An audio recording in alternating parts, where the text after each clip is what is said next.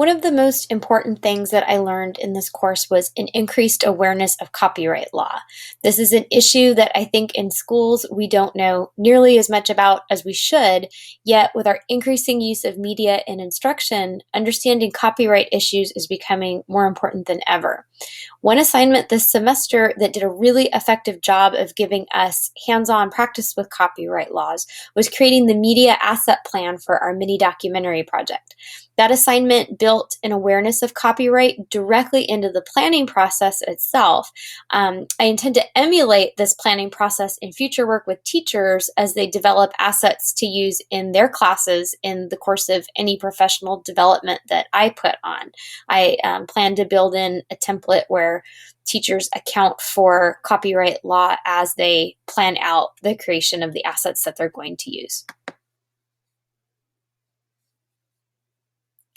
This course also taught me the importance of creating universally accessible media by closed captioning any videos that I create. In my work as an instructional coach, I create a lot of how-to videos for my teachers, and my school YouTube account is just full of them.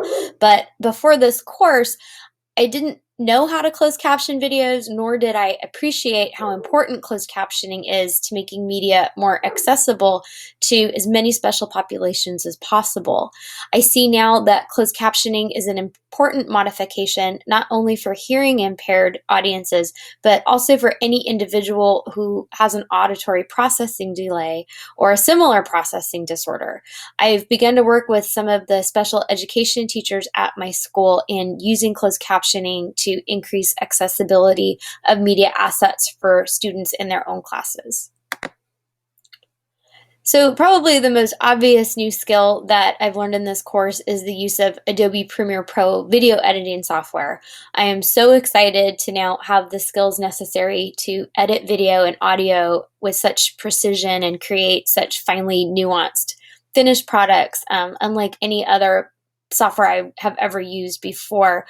This has opened up a whole world of possibilities for creating better instructional videos for the teachers that I work with, and in turn, teaching those teachers to do the same for their students. The huge takeaway here is that teachers don't need to settle for someone else's media if it's not a perfect fit for their instructional purposes. So I made a mistake in my original vlog assignment, and instead of discussing the pros and cons of YouTube in education, I discussed the pros and cons of vlogging in education. And I was so embarrassed when I realized my mistake, but now I'm publicly owning it and going with it to answer this second reflection question.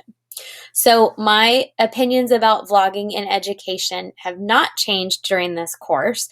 In fact, I have experienced things in this course that have only affirmed my opinions about the value of vlogging in the classroom and student video production in general. In my original vlog, I said that vlogging in education provides students with safe practice with language. I think that this is true not only for student vlogging, but that could be extended to all student video production related to YouTube. We have students make presentations all the time, but why not turn that live, risky presentation into a video project so that students can have as many retakes as they need to make the final product something that they are proud of and feel confident about sharing with the world. In my first vlog, I also talked about the importance of making students producers of content and not just consumers. That consumer mindset is so easy to fall into with the incredible volumes of content being uploaded to YouTube every day.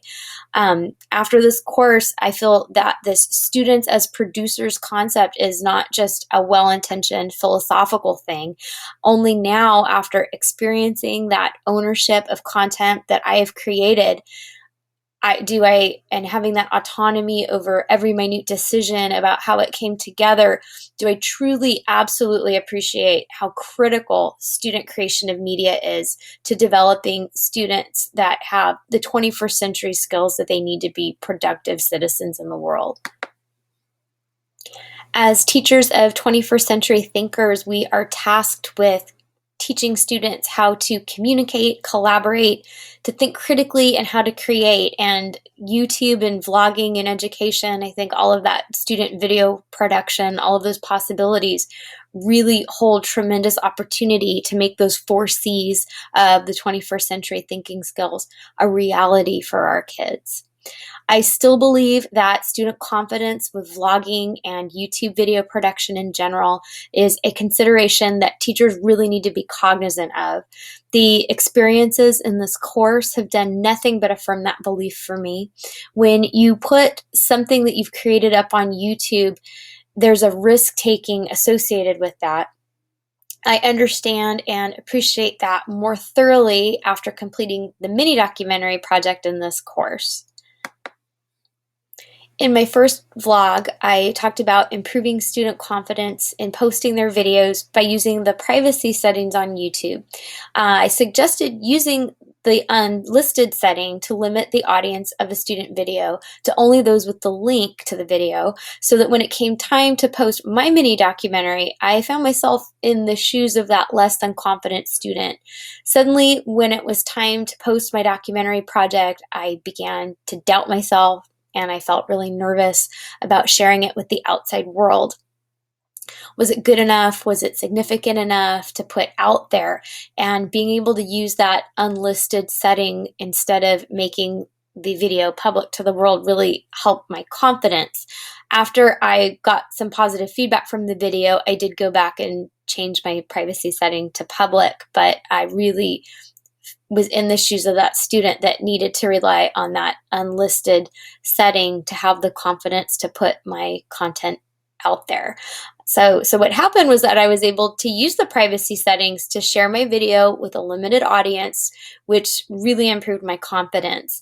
This is exactly the process that I described in my first vlog to address student confidence issues. I just didn't expect to be living it. This course has really taught me the importance of developing media literacy skills in our students if we are to make them productive 21st century citizens.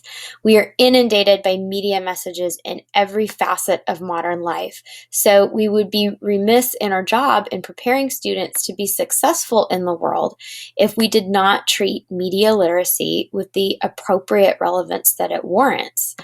This course has taught me specific skills that align directly to the core competencies of media literacy.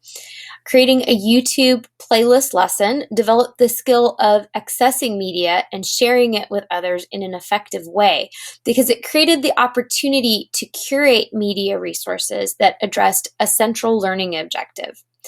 It also allowed me an opportunity to organize the media resources into a playlist with links to Google Forms to check for understanding, and that created a real-life opportunity to practice sharing those media messages with others in a real meaningful, purposeful way. Creating a media literacy lesson also gave me the opportunity to develop my skills in the competencies of analyzing and evaluating media messages. This project demanded critical thinking to assess and the credibility of those messages. The lesson was designed to encourage students to engage in that type of evaluative analytical thinking. But as a teacher developing the lessons for students, I had to engage in the analytical and evaluative thinking that I would want my students to engage in when they completed the lesson. I had to engage in that thinking in order to structure the lesson in such a way to elicit that type of thinking from my students. So as an instructional coach, I work with teachers in developing their individual instructional practices. So in my future work with teachers, after what I've learned in this course about media literacy, I plan to focus a series of professional development initiatives around some of the core competencies that I have learned about media literacy that are so integral to developing well-informed, media-savvy 21st century citizens. Most of the teachers at my school site do not currently integrate media literacy into their curriculum, so I plan to offer 2 PD sessions that build teacher skills in the area of media literacy. The first session will address the core competency of media access, showing teachers how to find and use media and technology tools and to share relevant media with others. The participant outcome will be to have teachers create a YouTube playlist lesson for their class, similar to the playlist lesson that we made in this course. They would identify a learning objective, curate media on YouTube that's aligned to the learning objective, and then create Google Forms to check for understanding of the content within the videos. This would take teachers' prior knowledge of objective writing and Google Apps from previous professional developments to use that as a foundation or as a platform to build new media literacy skills upon. The second PD session that I would want to implement would build on the skills learned in the first PD session. In this second PD session, teachers will build a media analysis lesson for their specific content area in which students analyze and evaluate content-specific media messages in order to determine their credibility. Every single project that we did in the EdTech 533 course aligned with the AECT standards in several ways, but to focus on 3 different projects and how they align to those standards, the first one that really stood out to me was creating the video playlist lesson. And this project demonstrates mastery of the AECT standards of content knowledge, content pedagogy, and learning environments. This project required that I use appropriate technological skills to create instructional materials and also to apply pedagogical skills to integrate these materials into an effective lesson. In this playlist lesson, I included links to Google Forms to check for understanding throughout the lesson, improving learner outcomes. This project also required the assessment and evaluation of media in determining the most effective material to include in the project.